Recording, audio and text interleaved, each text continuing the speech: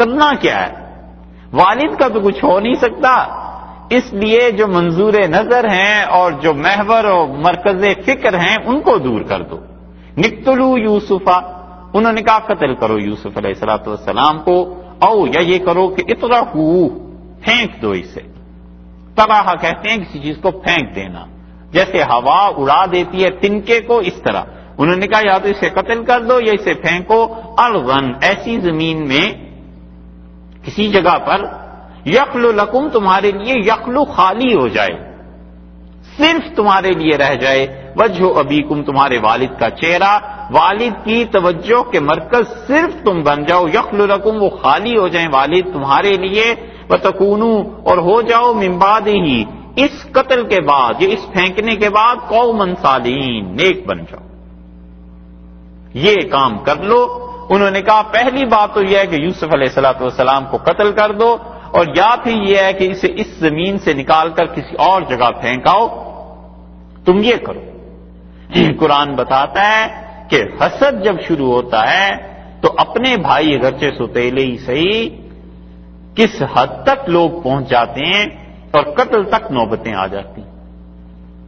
اسی لیے رسول اللہ صلی اللہ علیہ وسلم نے فرمایا بچنا ظلم سے اور بچو حسد سے، اور تم سے پہلی جو قومیں تھیں انہیں، ان امتوں کو تباہ کر دیا انہی چیزوں نے۔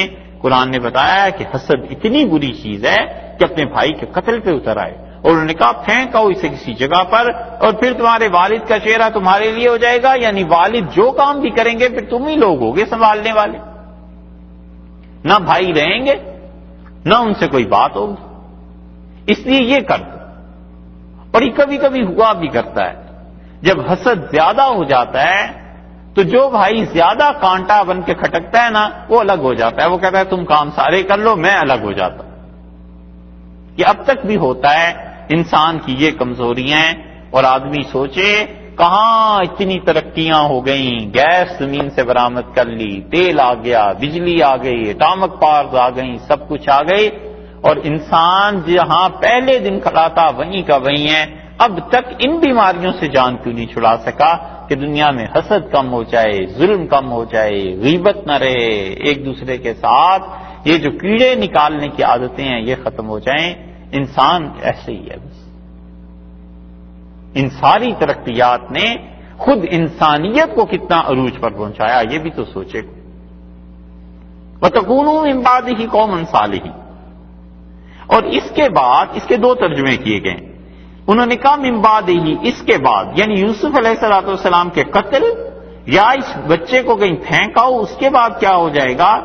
اس کے بعد تمہارے سارے کام درست ہو جائیں گے، یعنی جو شکایات والد سے ہیں یہ شکایات ختم ہو جائیں گی، ٹھیک ہو جائے گا کام سارے۔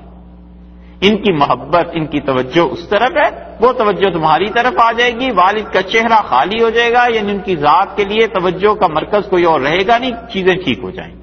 اور دوسرا کا ترجمہ یہ کیا گیا ہے جو زیادہ مناسب ہے، انہوں نے کہا وَتَكُونُوا، اور ہو جاؤ تم سب لوگ یوسف علیہ السلام کو قتل کرنے کے بعد یا پھینکنے کے بعد من بعدہ، اس کام سے فارغ ہو کر قوما صالحین، توبہ کر لینا، صالح بن جانا، نیک بن جانا۔ یہ ہے وہ چیز جو شیطان سکھاتا ہے کہ ایک بار بس یہ گناہ کر لو پھر توبہ کر کے پاک بھی ہو جانا، رند کے رند رہے ہاتھ سے جنت نہ گئی، کہ ایک بار یہ حرکت کر لو پھر اس کے بعد توبہ کر لیں گے پھر ہم اچھے ہو جائیں گے۔ اب یہ خیال نہیں آیا کہ اتنا بڑا گناہ یہ ہم کرنے چلے ہیں، اس کے بعد اس گناہ کی جو نحوست پڑے گی تو ہم خود صالح بن کیسے سکیں گے؟ اس گناہ کے اثرات جب مرتب ہوں گے تو پھر صالحیت کیسے رہے گی؟ اسی لیے بڑے دھوکے میں ہوتا ہے وہ آدمی جو گناہ اس نیت سے کرے کہ بعد میں توبہ کر لیں گے، وہ توبہ تو جو ہوگی سو ہوگی، وہ بھی اللہ کی توفیق سے، مگر اس گناہ کے اثرات کہاں تک پہنچائیں گے؟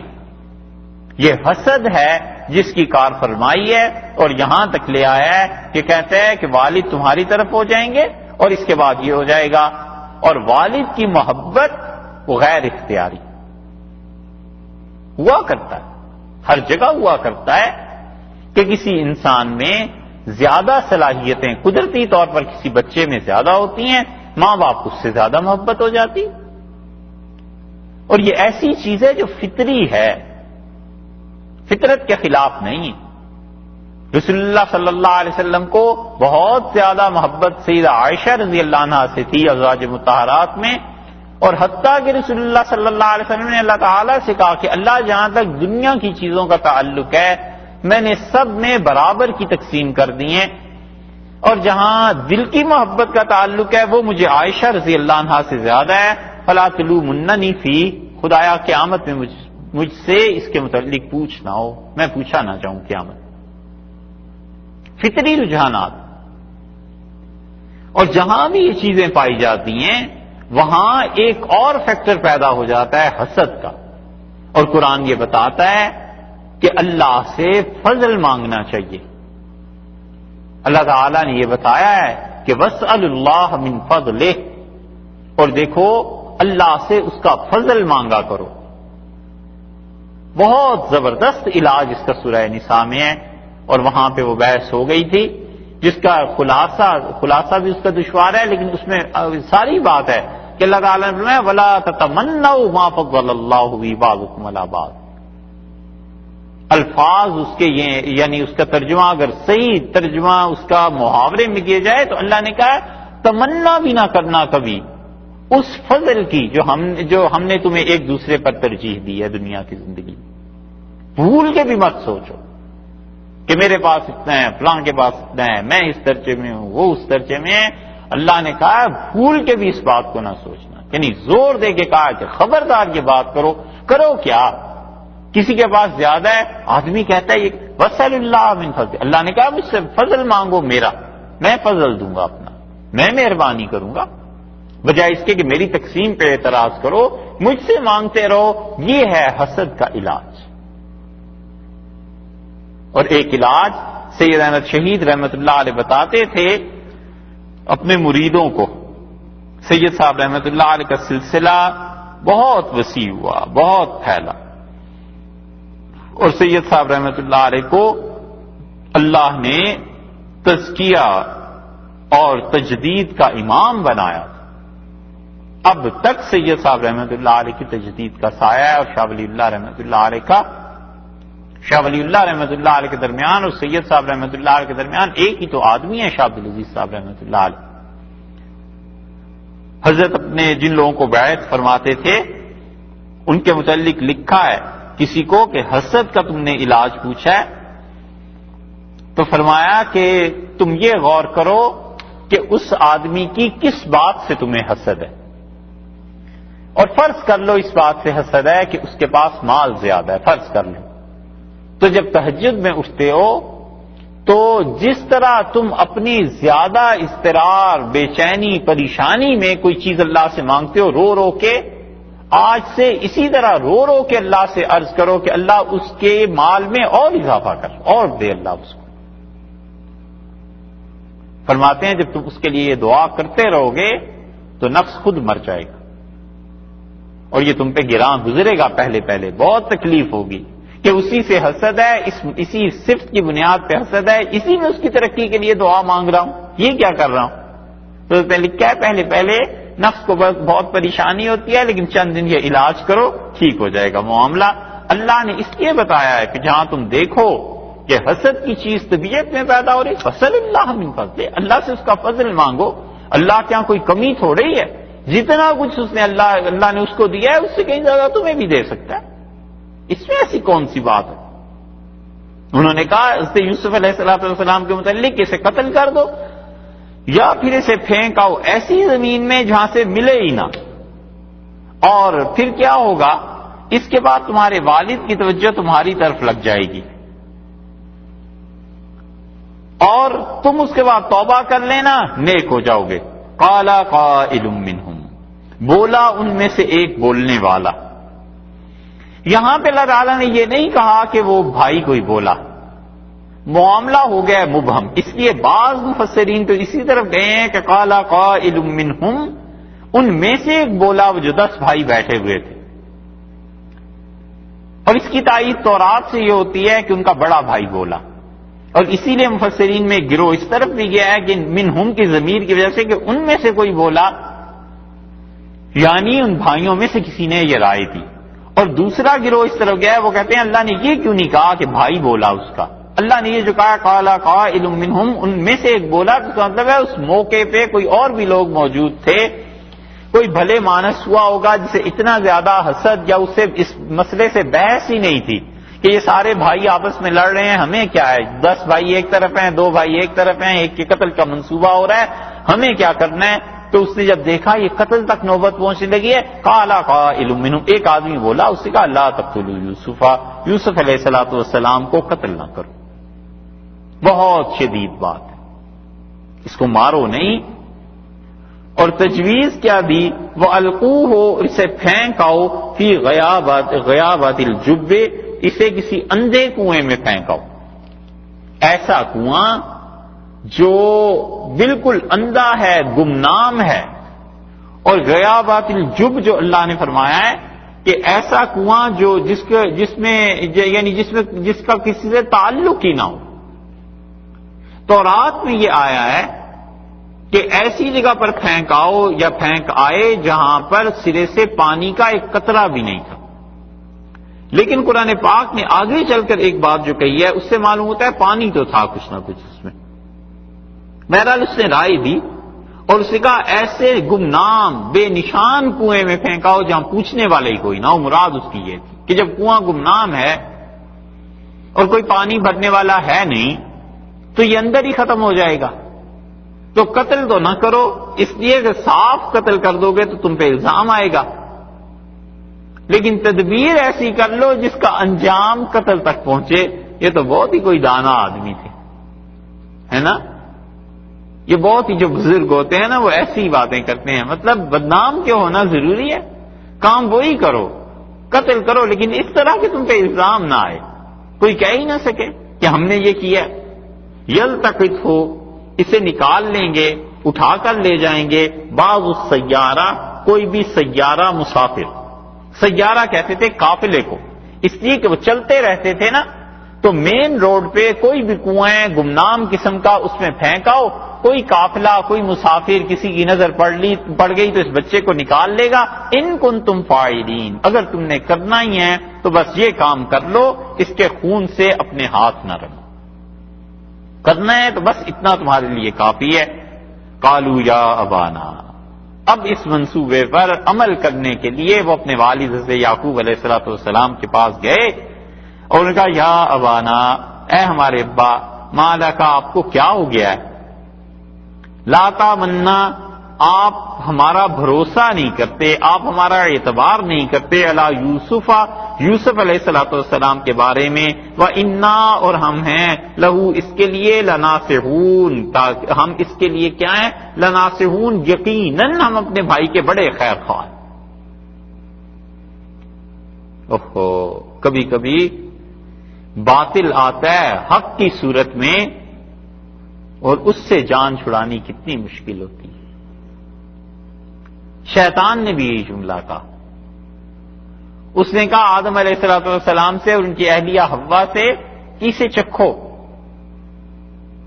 وقاسمہما، اور اس سے قسمیں کھائیں اور اس کا انی لکما لمن الناصحین، میں تمہیں بہت اچھی نصیحت کرتا ہوں، خیر خواہ ہوں تمہارا، اسے کھاؤ وگرنہ جنت سے نکل جاؤ گے، اسے کھاؤ گے تو اللہ کا قرب مل جائے گا. ٹھیک یہی لفظ سے موسیٰ علیہ السلام سے بھی ایک آدمی نے آ کے کہے اور اس نے کہا موسیٰ علیہ السلام سے کہ ان الملا یاتمرون بک، وہ جو قتل ایک تم نے کر دیا ہے نا، سردار سارے بیٹھے ہوئے ہیں فرعون کی مجلس میں اور وہ مشورہ ہو رہا ہے تمہارے متعلق، فاخرج جنی لک من الناصحین، نکل اس شہر سے موسیٰ، میں تیرا بڑا ہی خیر خواہ. اور سے موسیٰ علیہ السلام نکل گئے، ہجرت ہو گئی. یہاں دیکھو بھائیوں کو، وہ کہتے ہیں لا تامنا علی یوسف، ابا کیا ہو گیا، آپ ہمارا اعتبار نہیں کرتے یوسف علیہ السلام کے متعلق، وَإِنَّا لَهُ لَنَاصِحُونَ، اور ہم اس کے بڑے ہی خیر خواہ. چاہے کہاں آدمی، ہر کوئی کہتا ہے میں خیر خواہ ہوں، میں خیر خواہ ہوں، آدمی جائے کہاں، کس کی سنے. اس لیے اس کا آسان حل یہ ہے کہ اللہ سے مانگتا رہے کہ خدایا جہاں خیر ہے وہاں لے جا، جو خیر خواہ ہے جو اشیاء ہیں انہیں اللہ اپنی اصل صورت میں مجھے دکھا دے. اور اس کا آسان حل یہ ہے کہ سورہ کہف پڑھتا رہے پابندی سے جمعے کو ہمیشہ. رسول اللہ صلی اللہ علیہ وسلم جب تم پڑھ لو گے تو اللہ تمہارے دل میں ایسا نور پیدا کر دیتا ہے کہ آئندہ آنے والے جمعے تک کوئی تمہیں دھوکہ نہیں دے سکتا. یہ چیز ہے. یہاں پر انہوں نے اپنی خیر خواہی کا اظہار کیا کہ آپ ہم پر اعتبار کریں اور اس کو لے جانے دیں، ہم لے جائیں.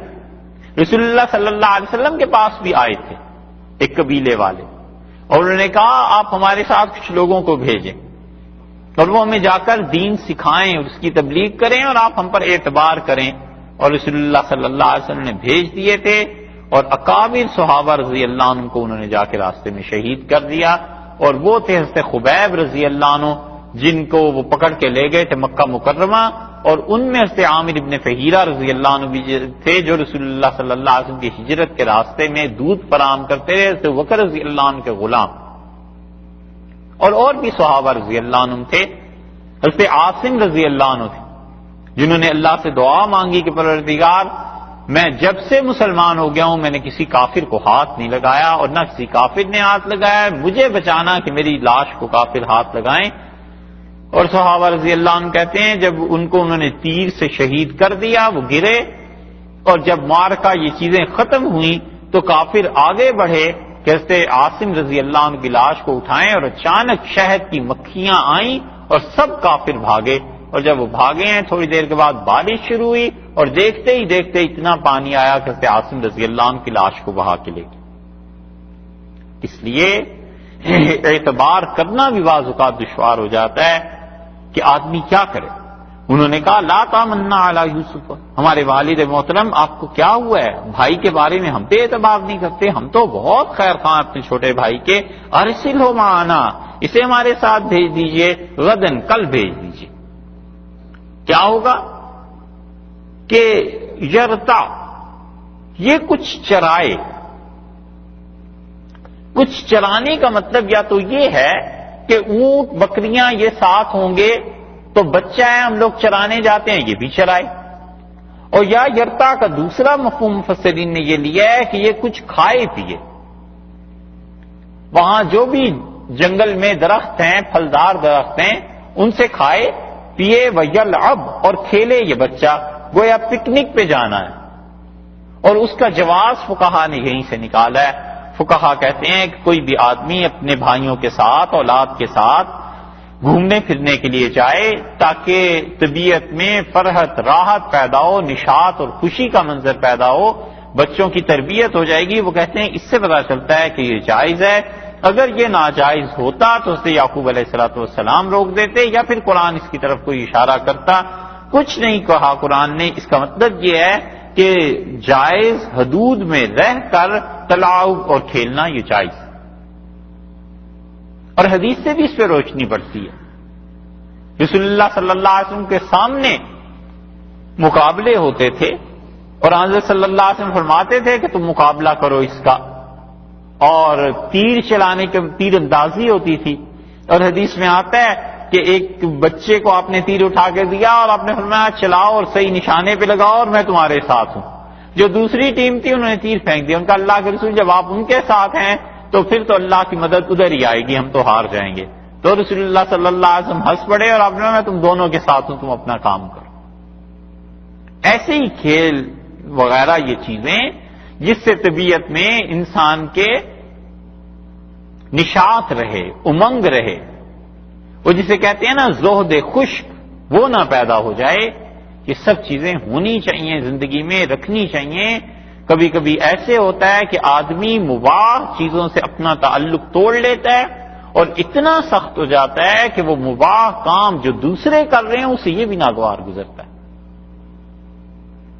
اور اگر اللہ کی مدد شامل حال نہ ہو، دین کا صحیح فہم نہ ہو، تو وہ دوسروں کی زندگی بھی اجیرن کر دیتا ہے کہ آخر یہ کیوں کھیل رہے ہیں، یہ کیوں ایسے ہو رہا ہے.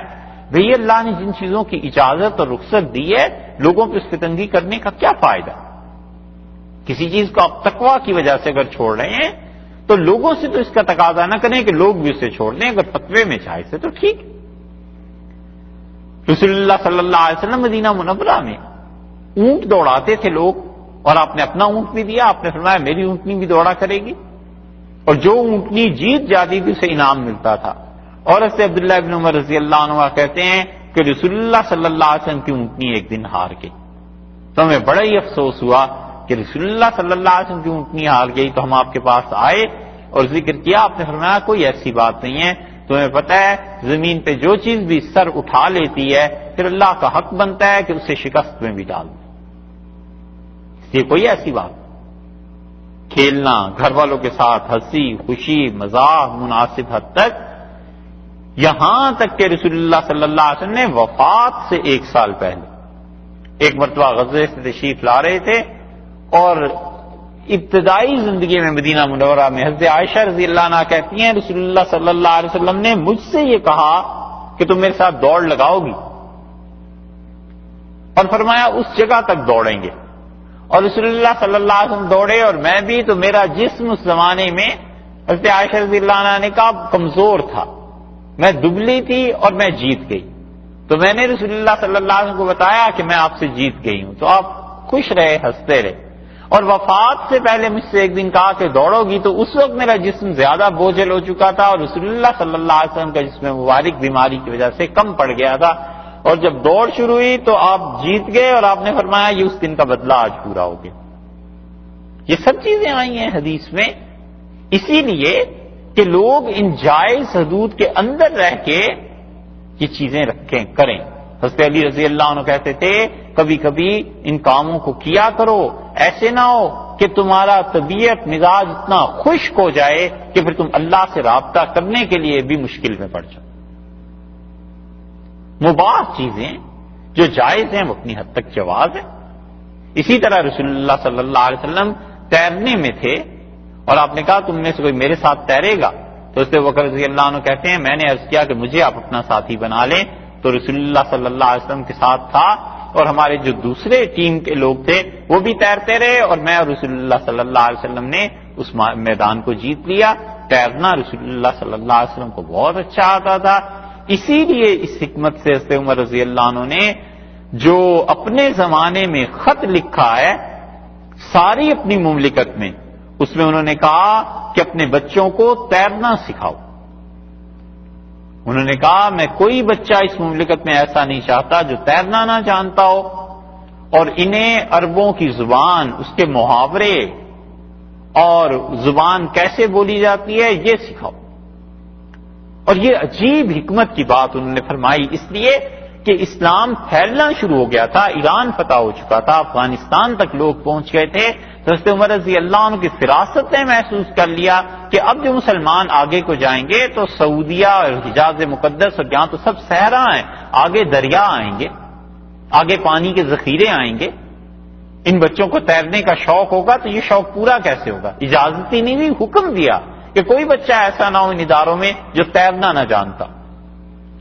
سب چیزیں شریعت نے بتائی ہیں، لیکن لوگ چونکہ ایک محدود ماحول میں اثر کی وجہ سے وہ سمجھتے ہیں کہ بس یہ ہے تقویٰ، اور یہ چیز اس کے خلاف ہے، اور یہ چیز ہمارے وہ جو تقاضے ہیں شریعت کے اس کے خلاف ہے، اس لیے وہ ان چیزوں کو بہت برا جانتے ہیں، حالانکہ ایسی کچھ بھی بات نہیں۔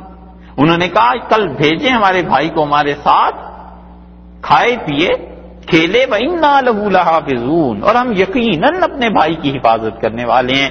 پہلی آیت میں کہا ہم اس کے خیر خواہ ہیں، دوسری آیت میں انہوں نے کہا کہ بھیج دیں اسے، یقیناً ہم اس بھائی کی حفاظت کریں گے۔ قال، بولے یعقوب علیہ السلام، اور ان کا انی لا یحزننی، مجھ کو مشقت میں ڈالتی ہے یہ چیز، حزن غم میں ڈالتی ہے، ان تذهبوا به، کہ تم میرے اس بیٹے کو لے جاؤ گے مجھ سے، وَأَخَافُ، اور مجھے ڈر لگتا ہے کہ إِن يَأْكُلَهُ الذِّئْبُ، کہ کھا جائے اسے بھیڑیا، وَأَنْتُمْ، اور تم ہو عَنْهُ غَافِلُونَ، میرے بچے کی حفاظت سے تم غافل ہو، اور اسے کوئی بھیڑیے نے کھا لیا تو کیا ہوگا؟ لَيَحْزُنُنِي، مجھے دکھ میں ڈالتی ہے۔ حزن کہتے ہیں اصل میں سخت زمین کو، یہ سعید ابن مسیب رحمۃ اللہ علیہ تھے نا، اور ان کے دادا کا نام حزن تھا. سعید ابن مسیب رحمۃ اللہ علیہ اتنے بڑے تابعی تھے کہ ان کے علم کی وجہ سے حضرت ابو ہریرہ رضی اللہ عنہ نے اپنی بیٹی کی شادی ان سے کر دی. اور امام احمد ابن حنبل رحمۃ اللہ علیہ کہتے تھے کہ اہل مدینہ میں سب سے زیادہ علم والا تابعی جو تھا وہ سعید ابن مسیب رحمۃ اللہ علیہ. اور سعید رحمۃ اللہ علیہ کا مزاج ایسا شدید غصہ تھا ان میں کہ کوئی تاب نہیں لا سکتا. یہ اموی شہزادے حکومت کے سارے شہزادے ایک دن آئے مسجد نبوی میں اور وہاں ملاقات ہو گئی کہیں حضرت سعید ابن مسیب رحمۃ اللہ علیہ. سعید ابن مسیب رحمۃ اللہ علیہ تو بہت شدید تھے، بنو امیہ کے بہت خلاف تھے. تو انہوں نے کہا حضرت ہم نے سنا ہے، عزت ادب سے کہا کہ جب بھی آپ حرم جاتے ہیں مکہ مکرمہ مدینہ منورہ سے سفر کر کے تو آپ بیت اللہ کو دیکھ کے ہمارے خاندان کے لیے بددعائیں کرتے ہیں، ہماری حکومت کے تباہ ہو جانے کی بددعائیں کرتے ہیں، ہمیں بددعا دیتے ہیں. تو کہنے لگے تمہیں کسی نے غلط کہا ہے. انہوں نے کہا حضرت اللہ آپ کو جزائے خیر دے، رپورٹ ہمارے پاس یہی پہنچی تھی. انہوں نے کہا اسے پتہ نہیں ہوگا جس نے رپورٹ دی ہے، بیت اللہ کو دیکھ کے بھی کرتا ہوں اور میں تو ہر نماز کے بعد یہاں مسجد نبوی میں کرتا ہوں، 5 نمازوں کے بعد کہتا ہوں. انہوں نے کہا کہ جن حکمرانوں کے کتے وہ مکھن اور غذائیں کھائیں جو ان کی رعایا کو میسر نہیں ہے تو میں کیسے ان کے لیے نہ بددعا دوں کہ اللہ انہیں تباہ کر. یہ اس زمانے کا فکرہ ہے اور ہم سوچتے ہیں کہ سبحان اللہ حضرت نے جو کچھ کہا ہے ہمارے زمانے میں ہوتے تو حضرت سے عرض کرتے کہ اب انسان وہ غذا نہیں کھاتے جو حکمرانوں کے گھوڑے کھاتے ہیں. بہت سے حکمرانوں کے گھوڑے بادام کھاتے ہیں، کشمش مغز یہ وہ، ہمارے ہاں عوام کو میسر نہیں. تو ان سے کسی نے پوچھا کہ سعید آپ کے مزاج میں اتنی سختی کیوں ہے؟ انہوں نے کہا بات یہ کہ میرے دادا فتح مکہ کے موقع پہ اسلام قبول کیا تو رسول اللہ صلی اللہ علیہ وسلم سے پوچھا کہ تمہارا نام کیا ہے؟ ان کا حزن، یہ سخت زمین. تو رسول اللہ صلی اللہ علیہ وسلم نے فرمایا نہیں تمہارا نام تو سہل ہے، نرم زمین، آسان معاملہ، نرم مزاج والا. تو انہوں نے کہا اللہ کے رسول میں دین تو اپنا چھوڑ دیتا ہوں آپ کی وجہ سے، مسلمان ہو گیا ہوں لیکن اپنے والد کا رکھا ہوا نام نہیں تبدیل کروں گا. تو رسول اللہ صلی اللہ علیہ وسلم نے چپ رہے، انہیں نہیں کہا کہ نام تبدیل کرو. تو وہ کہتے تھے ہمارے دادا کا نام تبدیل ہو جاتا تو ہمارے خاندان سے سختی نکل جاتی. یہ ہے حزن، سخت زمین، گراں گزرتا ہے نا دکھ کا معاملہ. قال انی لا یحزننی، انہوں نے کہا مجھے دکھ میں ڈالتی ہے ان تذهبوا به، میرے بیٹے کو لے جاؤ گے اور مجھے ڈر لگتا ہے کہ اسے بھیڑیا کھا لے. بائبل میں یہاں پر قرآن نے ذئب کا جو لفظ استعمال کیا ہے نا، اصل میں بائبل میں آتا ہے کہ بڑا جانور. قرآن نے تصریح کر دی کہ وہاں پر بات بھیڑیے کی ہوئی تھی، بڑے جانور کی نہیں ہوئی تھی. یہ ہے قرآن، ایک ایک لفظ اس کا بڑا زمانی ہے. اور اگر آدمی بائبل پڑھا ہوا ہو تو پھر زیادہ لطف آتا ہے قرآن پڑھنے کا کہ اچھا وہاں یہ بات تھی، اللہ نے اس لفظ کو یہاں پر اس لیے استعمال کروایا. اور جو بڑے تھے پرانے وہ اپنے بچوں کو بائبل پڑھاتے تھے. اب تو مسلمان ایسے ہو گئے ہیں کہ انہیں بس ایک ہی فتویٰ ملا ہے کہ نہیں حضرت عمر رضی اللہ عنہ پڑھ رہے تھے اور رسول اللہ صلی اللہ علیہ وسلم کا چہرہ مبارک سرخ ہو گیا اور بالکل ان کتابوں کو نہیں پڑھنا. پرانے حضرات ایسے نہیں تھے. شاہ اسحاق صاحب رحمۃ اللہ علیہ جو تھے، شاہ عبدالعزیز صاحب رحمۃ اللہ علیہ کے نواسے،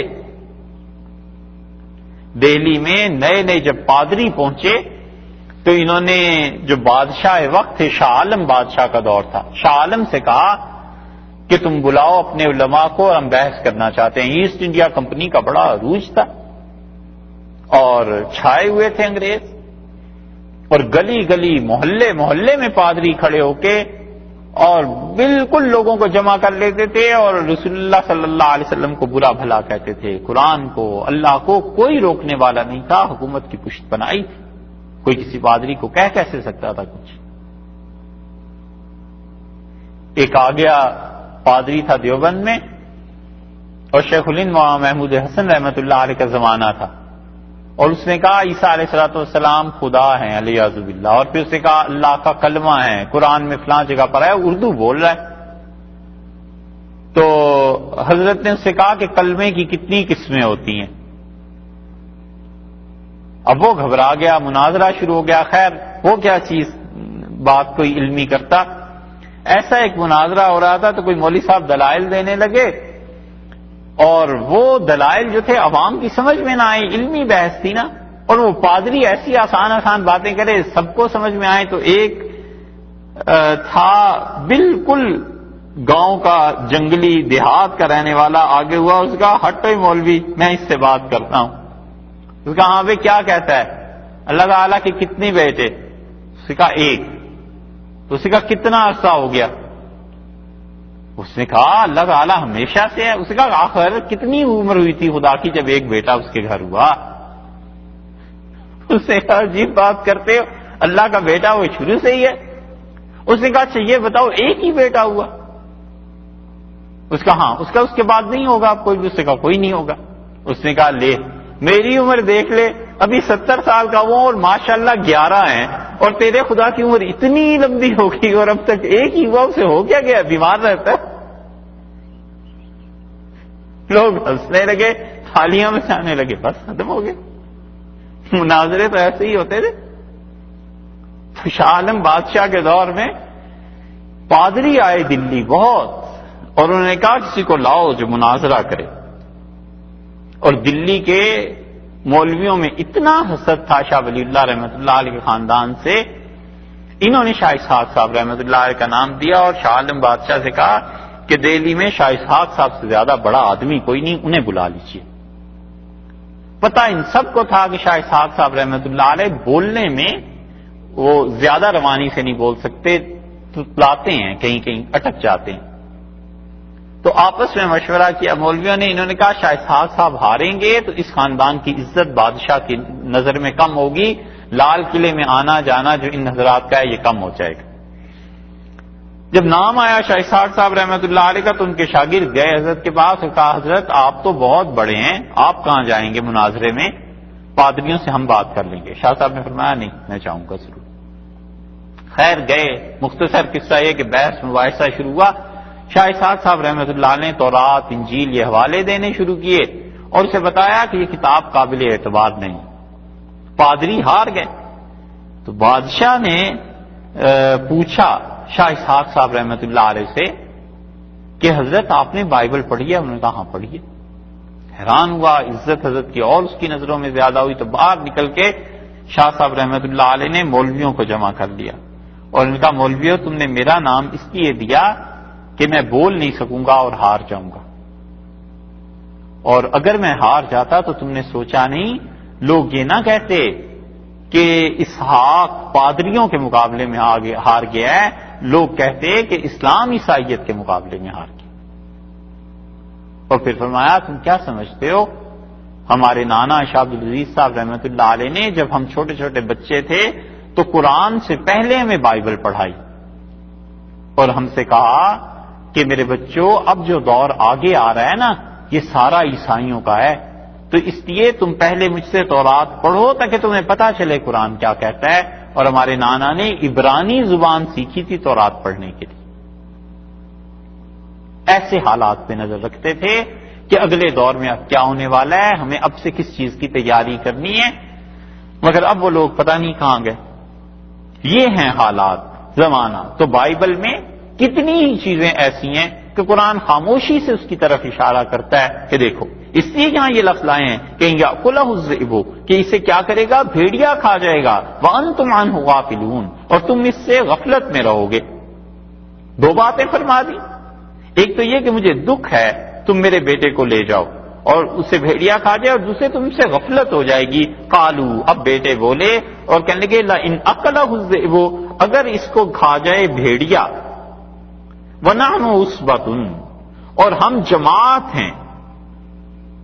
اوپر بھی یہ لفظ آیا تھا نا 8 نمبر آیت میں، احب الی ابینا منا ونحن عصبۃ، اور ہم بہت طاقت میں ہیں 10 بیٹ، جہاں بھی انہوں نے کہا نحن عصبۃ، اور ہم تو طاقت میں زیادہ ہیں، ہم 10 بیٹے ہیں آپ کے، یہ جماعت ہیں، اگر ہمارے ہوتے ہوئے بھیڑیا کھا گیا تو انا اذا لخاسرون، ہم تو پھر ہم نے سب کچھ گنوا دیا.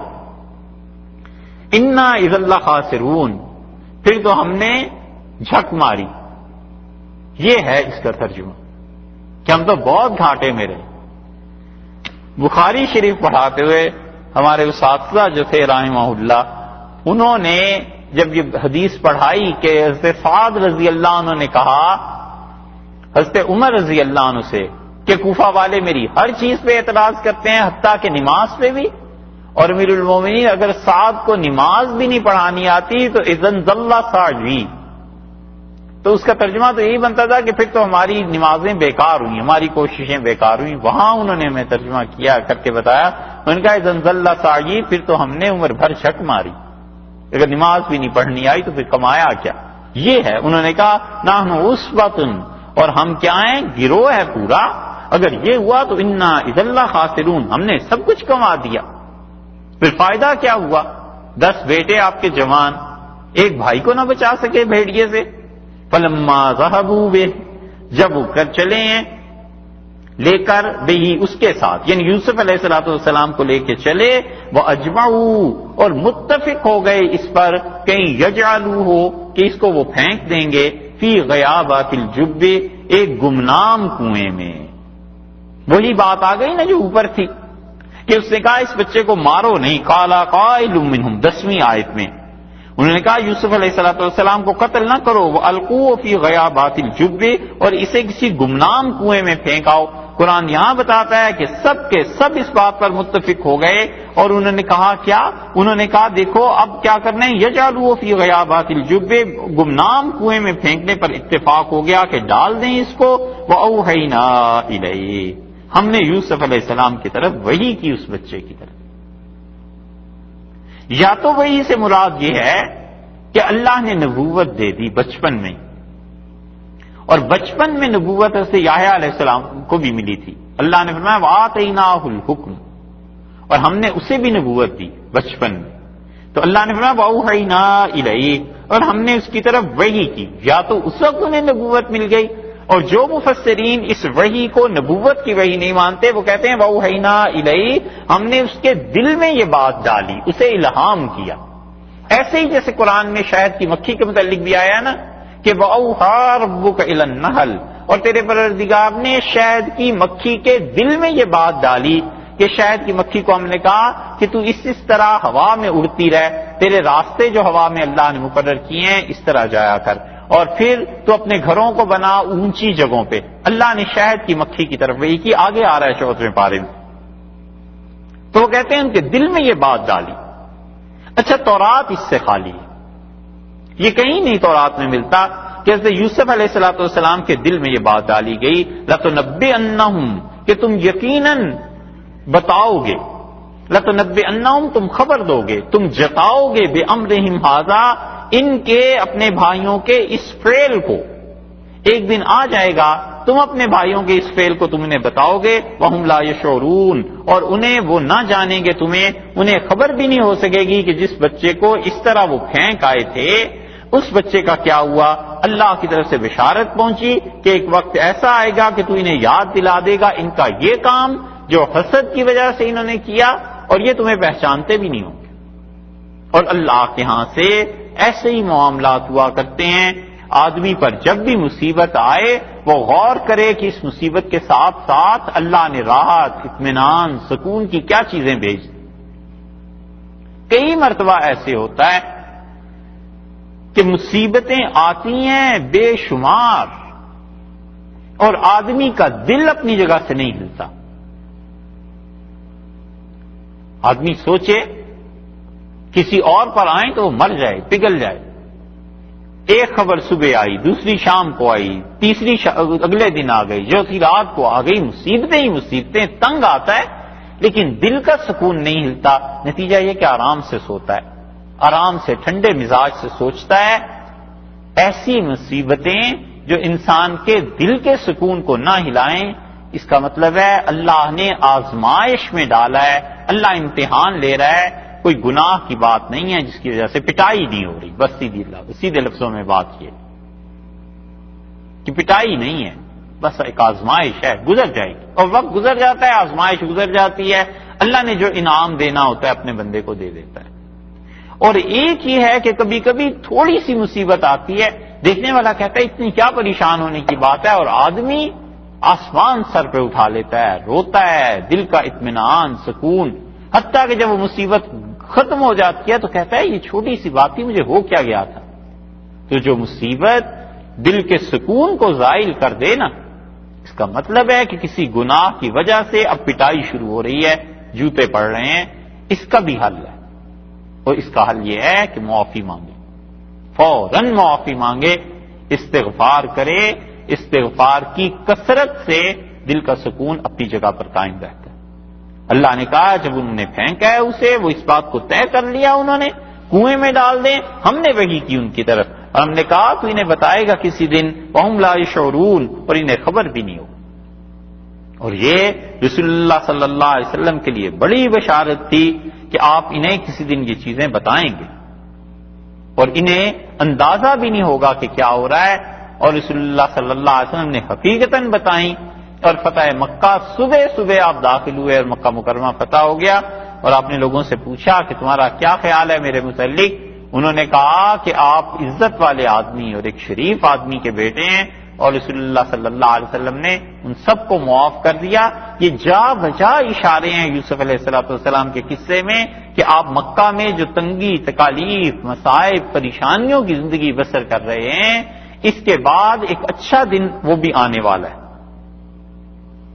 اب یہ تو اپنی طرف سے کام کر رہا ہے، اللہ تعالیٰ نے فرمایا ہم نے اس بچے کو اس کے دل میں یہ ڈال دیا، یا یہ کہ بھئی کی وجاؤ، اور وہ آئے ہیں اباہم اپنے والد کے پاس، عشاء یبکون، رات کو وہ آئے ہیں اندھیرے میں، عشاء یعنی اندھیرا جب ہو گیا، یبکون روتے ہوئے آئے ہیں اپنے والد کے پاس، اب رو رہے ہیں، بھائی کو پھینک کے بھی آ گئے اور رونا بھی خود ہی ہو رہا ہے۔ ہمارے ایک استاد تھے، وہ ان آیات کی تشریح جب کرتے تھے تو وہ کہتے تھے کہ منصوبہ بنانے والے بھی خود، یہ اب آپ سمجھ جائیں، خود ہی ہم اس کی تشریح نہیں کرتے، وہ کہتے تھے منصوبہ بنانے والے بھی خود، اور بھائی کو لے جانے والے بھی خود، اور مارنے والے بھی خود، اور پھر رونے پیٹنے والے بھی خود، سمجھے؟ بچاؤ اباؤ مشائی یبکون، اور وہ آئے اپنے بھائی کو لے کے رات کے وقت روتے ہوئے۔ یہ رونا دھونا کس بات کا تھا؟ محض دکھانے کے لیے، اور عذر یہ پیش کیا کہ یا بانا، اے ہمارے والد، انا ذهبنا نستبق، اور ہم نے کیا کیا؟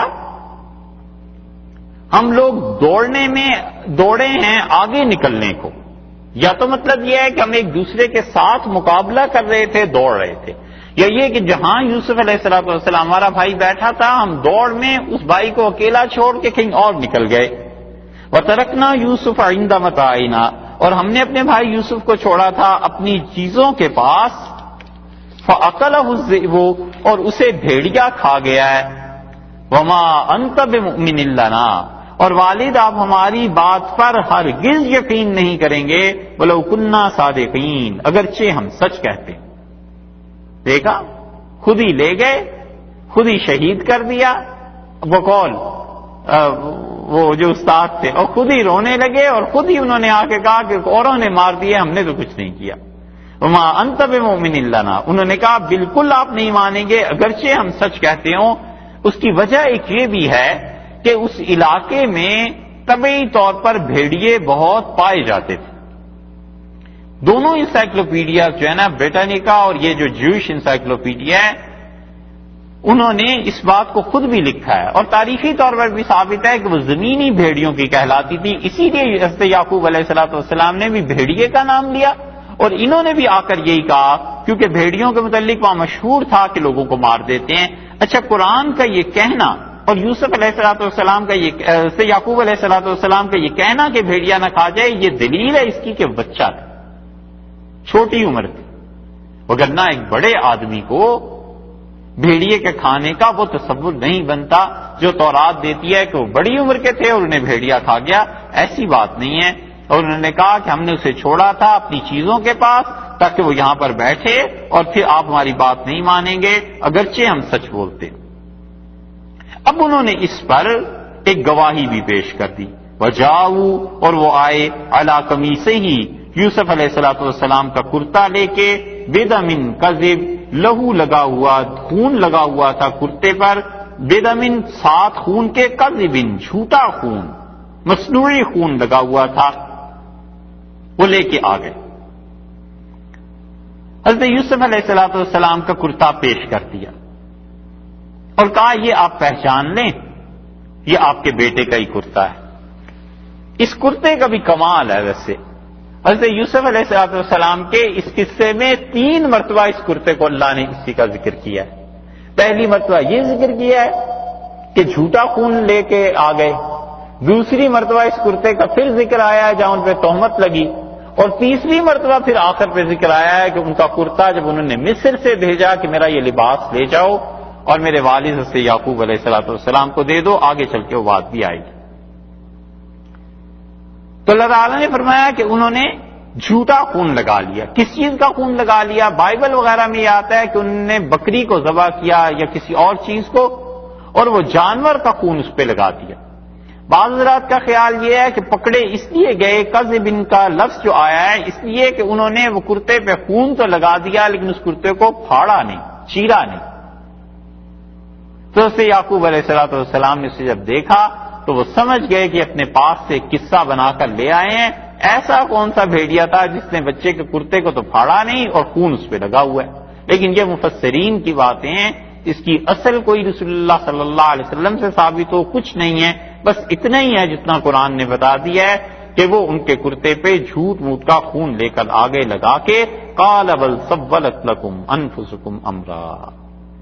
حضرت یعقوب علیہ السلام نے کہا بل سولت لکم، بلکہ اصل بات یہ ہے میں تمہیں بتاؤں کہ بنا دی ہے، سولت لکم تمہارے لیے گھڑ دی ہے، انفسکم تمہارے اپنے نفس نے، تم سب کے اپنے جیوں نے، تم سب کے اپنے نفوس نے، تم سب کے اندر جو کچھ ہے نا نفس تمہارا اس نے گھڑ کر دے دیا ہے تمہیں امرا، ایک فضول بات، ایک ایسی بات جس میں حقیقت نہیں. یہ بہانہ ہے جو تمہارے نفس نے تراش کے بھیج دیا ہے. فصبر، سو مجھے صبر کرنا ہے جمیل، بہت اچھا صبر. ایسا صبر، صبر جمیل کا مطلب، فصبر جمیل کا ترجمہ یہاں یہ بنے گا فصبر جمیل، سو مجھے صبر ہی اب تو کرنا ہے، مجھے تو صبر ہی بنائے. جھوٹ بولتے ہو، بہانہ کر رہے ہو. اور یا یہ مطلب ہوا کہ ایک شریف آدمی جب مجبور ہو جائے اور کچھ نہ کر سکے تب صبر کے علاوہ وہ کرے کیا؟ عمر میری زیادہ ہو گئی، تم 10 بیٹے میرے اتنے بڑے بڑے، ایک جھوٹ کی بات لے آئے ہو، اب میں کس سے کہوں کیا کروں؟ تو انہوں نے کہا کہ میرے پاس اس کے علاوہ کوئی اشارہ نہیں ہے کہ میں صبر کروں. قرآن نے یہ کیوں ان کے صبر کا تذکرہ کیا ہے؟ اس لیے کہ بائبل کا بیان اس سے مختلف ہے. بائبل نے جہاں اس قصے کو انہوں نے بیان کیا ہے اس میں آپ دیکھیں گے تو انہوں نے حضرت یعقوب علیہ السلام کی جو تصویر کھینچی ہے وہ کسی ایسے باپ کی نہیں ہے جو شریف باپ ہے اور اسے بیٹوں کا پتہ بھی چل گیا ہے مکر کا اور بیچارہ صبر کر رہا ہے. یہاں وہ کہتے ہیں سو دے ٹک جوزف's tunic, killed a kid of the goats. سو انہوں نے حضرت یوسف علیہ السلام کا ٹیونک اصل میں تو استعمال ہوتا ہے نا وہ بچوں کو جو کڑھائی والا لباس جس میں خوبصورت چیزیں بنی ہوئی ہوتی ہیں وہ لباس انہوں نے وہ حضرت یوسف علیہ السلام کے جسم سے اتارا اور انہوں نے مارا گوٹس بکریوں کے بچوں کو and dip the tunic in the blood اور انہوں نے بکریوں کے خون میں اس کو ڈپ کیا ڈبویا. Then they sent the tunic of many colours تو جو یہ رنگ برنگا لباس تھا سے یوسف علیہ السلام کا یہ انہوں نے بھیجا. And they brought it to their father and said اور یہ لائے اپنے والد کے پاس اسے اور انہوں نے کہا وی ہیو فاؤنڈ دس، ہم نے تو بس یہ پایا ہے لباس اس کا. Do you know whether it is your son's tunic or not? آپ یہ بتائیں یہ یوسف آپ کے بیٹے علیہ الصلوۃ والسلام کا کرتا ہو سکتا ہے یا نہیں؟ اینڈ ہی ریکگنائزڈ اٹ، اور یوسف علیہ الصلوۃ والسلام کے اس کرتے کو ہی ریکگنائزڈ اٹ، یعقوب علیہ السلام نے تسلیم کر لیا کہ یہ صحیح ہے. حالانکہ قرآن بتاتا ہے کہ انہوں نے اس چیز کو تسلیم نہیں کیا. قرآن کہتا ہے سولت لکم انفسکم امرا، تم نے اپنے لیے ایک کہانی گھڑ لی ہے جو تمہارے جی نے تمہیں بہانا سکھایا ہے، یہ اس کا رد ہے.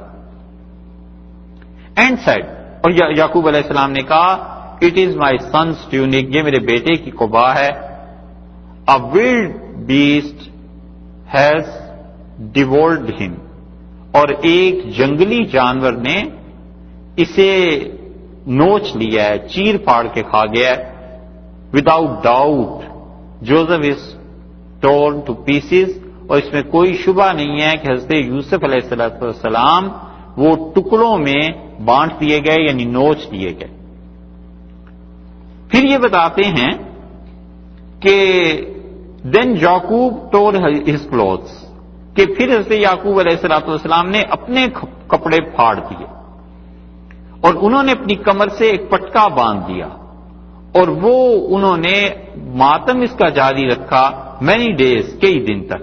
And all his sons and all his daughters arose to comfort him، اور پھر ان کے بیٹے بیٹیاں سب جمع ہو گئے تاکہ اس پہ انہیں ان کے ساتھ غمخواری کریں. اور ہی ریفیوزڈ، انہوں نے انکار کر دیا ان کی اس تعزیت کو قبول کرنے سے، اور نے کہا I shall go down into the grave to my son, اور میں قبر تک اپنے بیٹے کی اس مصیبت کو یاد رکھوں گا. thus his father wept for him، اور پھر ان کا باپ اپنے بیٹے کے لیے رویا. یہ ساری چیزیں انہوں نے دی ہیں. یہ صرف عرض کرنے کا مقصد یہ ہے کہ قرآن نے جو بتایا ہے وہ یہ کہ یعقوب علیہ السلام نے صبر کیا، اور انہوں نے یہ بتایا ہے کہ وہ چیخے چلائے، کپڑے انہوں نے پھاڑ دیے. ممکن ہے کوئی فرقہ اگر بائبل سے استدلال کرے کسی کی شہادت پہ پیٹنے غم کا، تو وہ تو کہہ سکتا ہے کہ جناب پچھلی کتابوں میں یہ آیا قال بل سولت لکم انفسکم امرا، انہوں نے کہا کہ یہ تمہارے اپنے جی نے گھڑ لیا ہے بہانہ. فصبر جمیل، بس صبر کے علاوہ اب کوئی صورت نہیں ہے. واللہ المستعان، یہ جو فکرہ ہے نا بل سولت لکم انفسکم امرا، تم نے اپنے جی سے گھڑ لیا ایک بہانہ، ٹھیک یہی فکرہ آگے اسی صورت میں آئے گا. وہاں پہنچ کے اگر خیال رہے تو یاد دلائیے گا، وہاں دیکھیے سے یعقوب علیہ السلام کا تبصرہ، اور یہاں ان دونوں میں قرآن بتاتا ہے ایک جگہ صحیح ہے اور دوسری جگہ درست نہیں. اور قرآن یہ بتانا چاہتا ہے کہ انبیاء علیہ السلام کبھی کبھی بربنائے بشریت حکم لگاتے ہیں، کسی بات کے متعلق کہتے ہیں اور وہ بات حقیقت میں درست نہیں ہوتی، ان سے اجتہادی طور پر غلطی ہو جاتی. آئے گا آگے یہی فکر آئے گا. واللہ المستعان علی ما تصفون، اور انہوں نے کہا کہ اللہ تعالیٰ میری مدد کرنے والا ہے علی ما تصفون، جو قصہ تم گھڑ کے لائے ہو اس بات پر جو تم بتاتے ہو خدائی میری مدد کرنے والا ہے. یہ وہ فکرہ ہے جو سے عائشہ رضی اللہ عنہا کہتی ہیں کہ مجھ پہ اتنا غم طاری تھا کہ میں بھول گئی یوسف علیہ السلام کے والد کا نام، اور میں نے یہی کہا مستح کی ماں سے. حضرت مستح رضی اللہ عنہ بدری صحابی تھے، بڑے مقام کے آدمی، لیکن تھے بہت بھولے. عبداللہ ابن ابی نے جو کچھ حضرت عائشہ رضی اللہ عنہا کے متعلق مدینہ منورہ میں بہتان تراشی کی، یہ آگے آئے گا 18ویں پارے میں سورہ نور میں، اس کو حضرت مستح رضی اللہ عنہ نے بہت اچھالا. اور مستح رضی اللہ عنہ کی جو والدہ تھی نا، انہوں نے حضرت عائشہ رضی اللہ عنہا سے ایک دن بات ہوئی، یہ دونوں گھر سے باہر گئیں تو ان کا پاؤں الجھ گیا ماں کا، اپنی چادر میں گری تو انہوں نے کہا بھائی مستح میرا بیٹا برباد ہو. حضرت عائشہ رضی اللہ عنہا نے ٹوکا، انہوں نے کہا آپ اس کو بددعا دے رہی ہیں، ایک تو آپ کا بیٹا اوپر سے بدر میں شریک ہوا ہے. تو انہوں نے کہا اے بھولی، اے گڑیا، تجھے پتہ ہی نہیں تیرے متعلق وہ کیا کہتا ہے؟ میں نے کہا مجھے تو نہیں پتا۔ کہا اچھا تجھے کچھ خبر نہیں ہے تیرے متعلق مدینہ منورہ میں کیا ہے؟ میں نے کہا مجھے تو کچھ خبر نہیں۔ تو پھر انہوں نے جب بتایا تو وہ کہتی ہیں بس پھر میں روتی ہی رہی، اور پھر وہ دن بھی آیا جس دن مجھے بھول گیا حضرت یعقوب علیہ السلام کا نام، اور رسول اللہ صلی اللہ علیہ وسلم نے مجھ سے کہا کہ عائشہ واقعی کوئی ایسی غلطی ہو گئی ہے، اللہ سے معافی مانگ لو، اور اللہ اپنے بندوں کو معاف کر دیتا۔ میں نے کہا اگر میں کہہ دوں کہ ایسی کوئی بات ہو گئی ہے تو آپ اس بات کو مان لیں گے، اور اگر میں کہوں کہ نہیں ہوئی اور اللہ جانتا ہے کہ نہیں ہوئی تو لوگ اس کی تصدیق نہیں کریں گے۔ اور میں وہی کہتی ہوں جو یوسف کے والد نے کہا تھا واللہ المستعان علی ما تصفون، اللہ ہی میرا مدد کرنے والا ہے اس جھوٹ کے مقابلے میں جو لوگ میرے متعلق کہتے ہیں۔ تو وہ کہتی ہیں میں بھول گئی کہ اس یوسف علیہ السلام کے والد کا کیا نام تھا، تو پھر میں نے یہ کہا کہ ابو یوسف۔ تو اللہ تعالیٰ بتاتے ہیں کہ ایسا جھوٹ وہ گھڑ کے لائے ہیں، انہوں نے کہا میرے بچوں جو کچھ تم کہہ رہے ہو اب بس اللہ ہی حفاظت فرمائے، میری مدد کرنے والا ہے۔ وجاءت سیارۃ، اور قافلہ پہنچا، ایک قافلہ جو سفر کر رہا تھا وہ پہنچا۔ اچھا یہ قافلہ تھا کون سا؟ بڑی اچھی بات تورات میں رہ گئی ہے، بس چلتا اگر تحریف کرنے والوں کا تو اس فکرے کو ضرور نکال دیتے۔ اب تک یہ فکرہ محفوظ ہے، اور اس سے پتہ چلتا ہے کہ اس زمانے میں یہ قافلے چلتے تھے اور کیا کیا چیزیں ہوتی تھی۔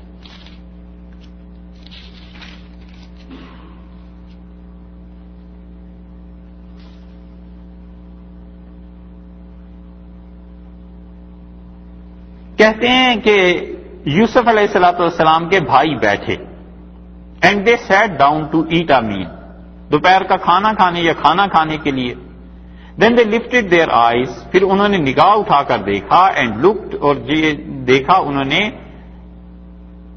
دیر was a company of Ishmaelites, کہ ایک قافلہ ایک گروہ آ رہا ہے جو اسماعیلیوں کا ہے، یہ لفظ نہیں نکال سکے۔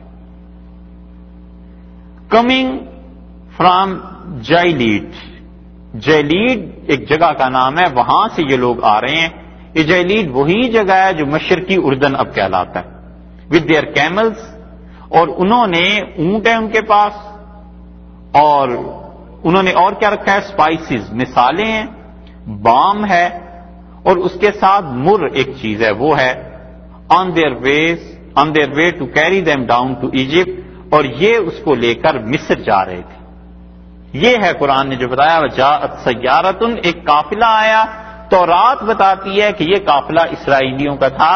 اصل بات یہ ہے کہ مکہ مکرمہ آباد تھا، اور حضرت اسماعیل علیہ السلام کا خاندان کرتا تھا تجارت۔ یہ تو اس بات کو ہمیشہ نفی میں لاتے ہیں کہ مکہ کی کوئی حیثیت ہی نہیں تھی، وہاں تو کوئی گھر تھا ہی نہیں، وہ تو بہت بعد میں بنا ہے۔ لیکن یہ بتاتا ہے کہ اسماعیلی نسل اس وقت تھی، اور اسماعیل علیہ السلام کے ماننے والے تھے۔ ہوتا یہ تھا کہ ہندوستان سے جاتے تھے مسالے، اور یہاں سے جاتی تھی لوبان۔ لوبان کو یہ اپنی اس میں جلایا کرتے تھے۔ لوبان کا کیا ترجمہ ہے؟ اردو میں بھی لوبان ہی کہتے ہیں اسے، تو انگلش میں ہوگا لوبان۔ ایک چیز گوند کی ایک قسم ہے نا درختوں۔ اود نہیں، اود تو بہت بڑی چیز ہے، اود تو بالکل چیز یہ الگ ہے بھائی، وہ تو بہت بڑی چیز ہے۔ اود کو لوبان ہی کہتے ہیں نا، اور کوئی لفظ تو نہیں۔ گوند ہوتی ہے نا بنیادی طور پہ درختوں سے نکلتی ہے، اس کو یہ آگ میں ڈالتے ہیں انگاروں پہ، اور اس سے بہت خوشبو نکلتی ہے۔ مسجد نبوی میں اس کی ہوتی تھی۔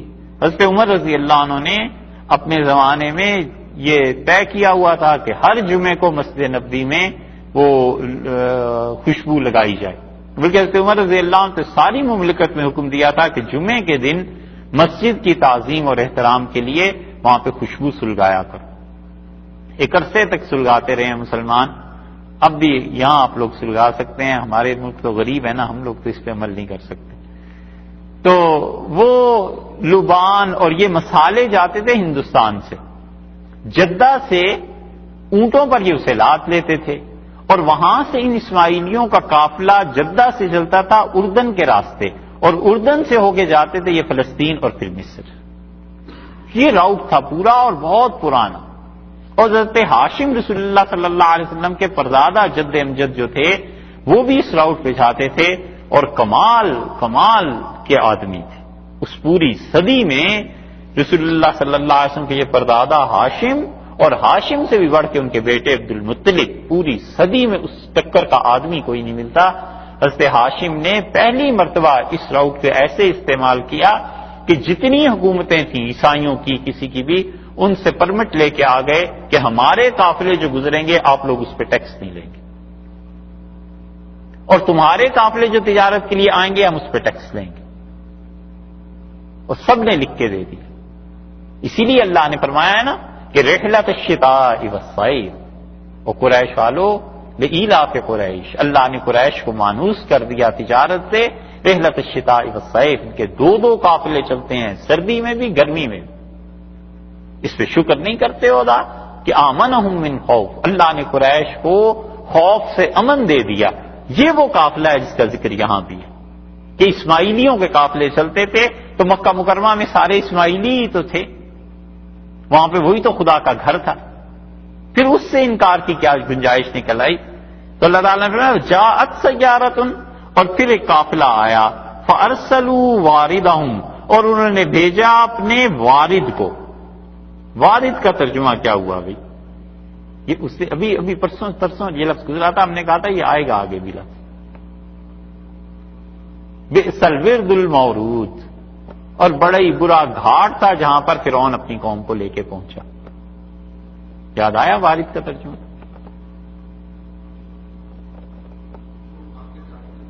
جو قافلے کے آگے پانی کے لیے چلے، سکہ مشکیزیں بھرنے والا قافلہ قیام کرتا تھا، وہ ان کا آدمی آگے آگے جا رہا ہوتا تھا، اسے پتا ہوتا تھا کہ قافلے نے کہاں رکنا ہے، تو قافلے کے پہنچنے سے پہلے وہ پانی لا کر وہاں رکھتا تھا، سارا بندوبست کرتا تھا۔ فارسلوا واردہم، سو انہوں نے اپنے سکے کو بھیجا، مشق والے آدمی کو بھیجا۔ اس لیے اس کا اصل میں ترجمہ یہ سکہ ہے، اور شاہ صاحب رحمت اللہ نے ترجمہ کیا ہے، شاہ عبد القادر صاحب رحمت اللہ علیہ نے، پنہارا، پنہار سمجھتے ہیں نا، یہ سکے کو کہتے ہیں، ابھی استعمال ہوتا ہے یہ لفظ۔ بڑی زبردست بات ہے۔ گھڑے بھرے پنہاریاں، رنگا رنگ گھڑے۔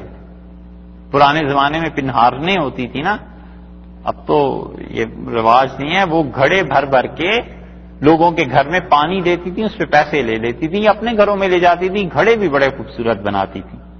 شاعر کہتا ہے کہ گھڑے بھرے پنہاریاں، رنگا رنگ گھڑے، بھرنا اس کا جانیے جس کا تور چڑھے۔ سمجھے؟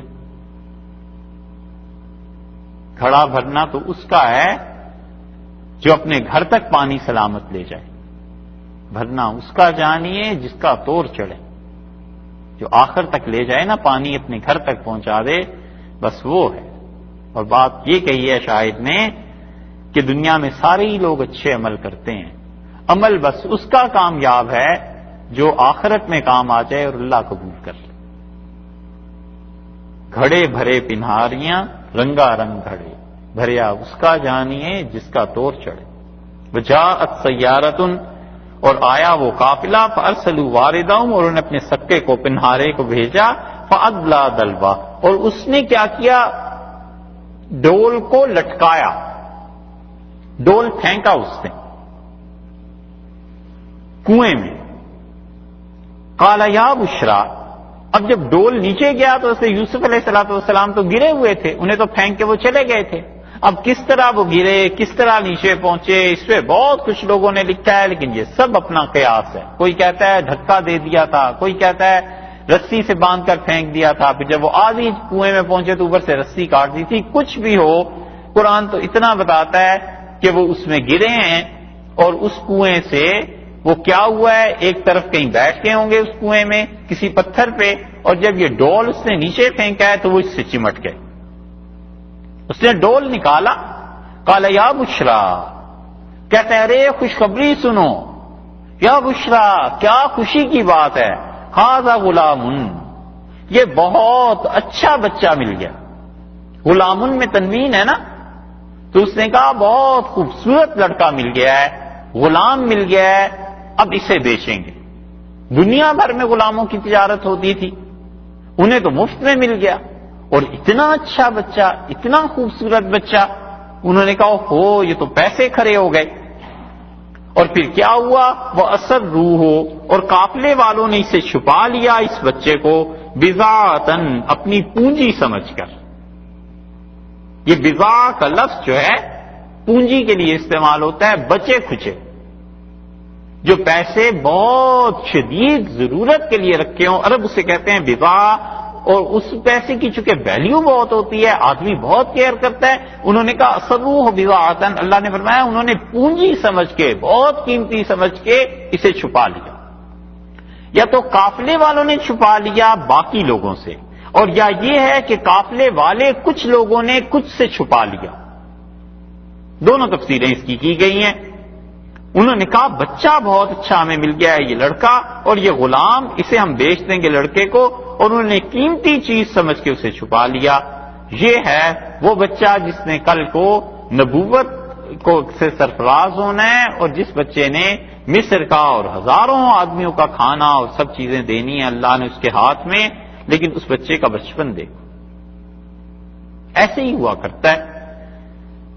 اور یہ جو بضاع کا لفظ ہے یہ آگے پھر آئے گا قرآن میں، اسی صورت میں، اسی میں آئے گا کہ جیسے یوسف علیہ الصلوۃ والسلام نے ان کی بضاعت، ان کی پونجی اپنے بھائیوں کی واپس کر دی.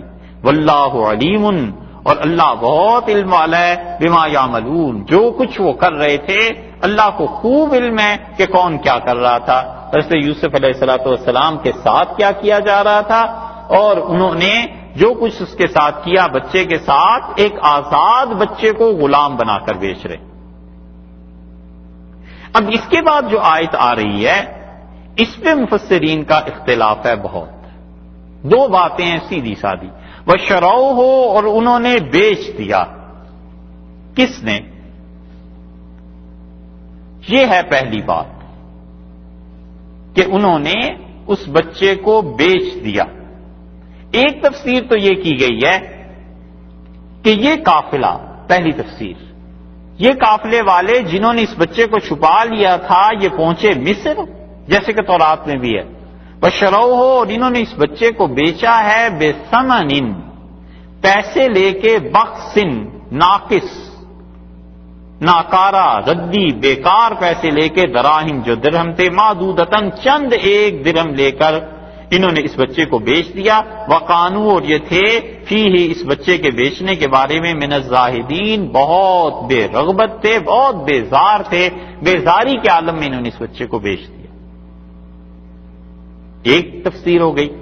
اب دوسری، وَشَرَوْهُ، اور یوسف علیہ الصلوۃ والسلام کو بیچ دیا اس کے بھائیوں نے، بِثَمَنٍ، قیمت وصول کی، بخس، دراہم معدودہ، ایسی قیمت وصول کی کہ بخس، ناقص مول، کم قیمت، دراہم، اور انہوں نے چند سکے ٹکے لے لیے، معدودت، چند ایک ٹکے لے کے بہت گھٹیے پن میں انہوں نے بیچ دیا. وقانو فیہ من الزاہدین، اور یہ بھائی یوسف علیہ الصلوۃ والسلام سے بیزار تھے. اگر ہم یہ مانیں کہ یہ قافلے کے متعلق آیت ہے تو بات تو سیدھی سادی ہے کہ قافلے والے جا رہے تھے، انہوں نے اس بچے کو نکالا، انہوں نے اسے خوشی کی چیز قرار دیا، مصر جا کر بہت زیادہ انہوں نے ایسے ہی بیکار چیز میں بیچ دیا، بہت کم سے پیسے لیے. مگر اس پہ بڑے اشکالات ہیں. اشکال سب سے بڑا یہ ہے کہ مفسرین کہتے ہیں اگر اس تفسیر کو مان لیا جائے تو اوپر تو وہ اتنی خوشی کا اظہار کر رہے ہیں، کہتے ہیں یا بشرا ھذا غلام، ارے خوشخبری، بچہ لڑکا مل گیا. وَأَسَرُّوهُ بِضَاعَةً، اور انہوں نے بہت قابل قدر پونجی سمجھ کے اسے چھپا بھی لیا، اور مصر جا کر ان کا یہ حال ہو گیا کہ ایسے بیچ کے آئے. وہ کہتے ہیں اس لیے یہ ماننا چاہیے کہ بھائی، اچھا اب بھائی مان لیں تو کیسے مان لیں بھائی، اس لیے کہ بھائی تو اپنی طرف سے پھینک کے چلے گئے تھے۔ وہ کہتے ہیں پھر وہ درمیان کی کڑی ایک جوڑتے ہیں، وہ کہتے ہیں اصل میں ہوا یہ کہ بھائی جب پھینک کر چلے گئے تو اگلے دن انہوں نے کہا دیکھ تو آئیں ہوا کیا ہے۔ تو جب وہ آئے تو انہیں پتا چل گیا کہ ایک لڑکا قافلے میں انہیں کوئی مل گیا ہے، بچہ، اور کنویں میں دیکھا تو یوسف علیہ الصلوۃ والسلام تھے ہی نہیں۔ تو یہ چلے گئے ان کے پاس کہ کہیں ایسے نہ ہو کہ اس بچے کی شہرت ہو جائے اور والد صاحب تک خبر پہنچے، یعقوب علیہ السلام تک، سارے یہاں کے لوگ انہیں جانتے ہیں، تو بھائی کہیں گھر آ جائے اور ہمارا منصوبہ ناکام ہو جائے۔ انہوں نے جا کر قافلے والوں سے کہا کہ یہ ہمارا بھائی ہے، تم کہاں لے کے جا رہے ہو اسے؟ قافلے والے پریشان ہو گئے۔ جب پریشان ہوئے تو انہوں نے کہا اچھا اس طرح کرو، اس کی کچھ قیمت دے دو۔ اور یہ اس لیے قیمت مانگی کہ جب باقاعدہ طور پر خریداری ہو گئی تو پھر کون جانے دیتا ہے اس بچے کو، کیونکہ پیسے خرچ کر دیے۔ تو اللہ نے فرمایا بشرو ہو، اور انہوں نے اپنے بھائی کو بیچ دیا بے ثمن، قیمت وصول کی، بخس ناقص، ایسے سکے جن کے کنارے کٹے ہوئے ہوں، بہت ناقص ہوں، دراہم معدودہ، اور انہوں نے چند ایک درہم لے لیے۔ 10 بھائی تھے، کہتے ہیں کہ انہوں نے 18 لے لیے درہم، اور 9 بھائیوں نے قیمت وصول کر لی، ایک بھائی نے اپنے پیسے چھوڑ دیے۔ وَكَانُوا فِيهِ مِنَ الزَّاهِدِينَ، اور وہ لوگ، اس کی ایک تفسیر تو یہ ہوئی کہ وہ اپنے بھائی سے بیزار تھے، انہوں نے کہا کیا اب اس کو بیچنا ہے، چلو جانے دو، بس کسی طرح نکلے۔ یہ کہ کانو فیہ من الزاہدین، اور یہ لوگ اس رقم میں کوئی انٹرسٹ نہیں لے رہے تھے، اس رقم سے بیزار تھے کہ تھوڑے تھوڑے پیسے ہیں، کیا کرنا ہے، 2 درہم ہے، بیچو اس کو، ختم کرو اس قصے کو۔ یہ کیا انہوں نے اپنے بھائی کے ساتھ۔ لیکن اکثر مفسرین اسی طرف گئے ہیں کہ بھائیوں نے حضرت یوسف علیہ الصلوۃ والسلام کو بیچا اور وہ قافلہ لے کے مصر چلا گیا۔ تھوڑی دیر اور ٹھہریے، آگے بھی پڑھنا ہے۔